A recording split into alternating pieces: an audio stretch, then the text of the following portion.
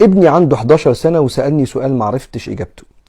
قال لي إن ربنا قال في سورة البقرة وإذ قال أنه قال للملائكة اسجدوا لآدم فسجدوا إلا إبليس أبى واستكبر. فإيه اللي كان هيحصل لو كان إبليس سجد لآدم؟ لو كان إبليس سجد لآدم افتراضا يعني، كان إبليس هينجي نفسه من الكفر بالله ومعصية ربنا وسوء الأدب مع الله. أما سيدنا آدم والبشرية كانت برضه هتنزل للأرض، لأن هذا هو المقدر لآدم قبل مسيرة إبليس تيجي.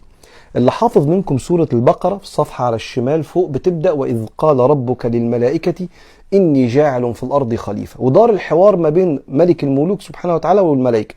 وبعدين بعد كده وإذ قلنا للملائكة اسجدوا لآدم، وبالتالي أصلا خلقة آدم وذريته للأرض. فلو افترضنا جدلا إن كان سجد إبليس لسيدنا آدم، كان إبليس هو اللي هينجي نفسه من معصية ربنا والكفر بيه. أما السكة اللي مرسومة لسيدنا آدم مقدرة بقى لسيدنا آدم كانت هتمشي زي ما هي. وكل دي طبعا افتراضات من عقلنا عشان ابنك يبقى فاهم لماذا خلق سيدنا آدم وكان هيتخلق في الجنة. طب هو غلط فعشان كده تعاقب ونزل؟ لا، هو أصلا مخلوق للأرض، والله أعلم. وده يبان كمان من إن سيدنا آدم مخلوق من تراب الأرض مش من تراب الجنة، كما قال عليه الصلاة والسلام إن الله خلق آدم من قبضة قبضها من تراب الأرض فجاء الناس على قدر الأرض. جينا شبه الأرض بتاعتنا.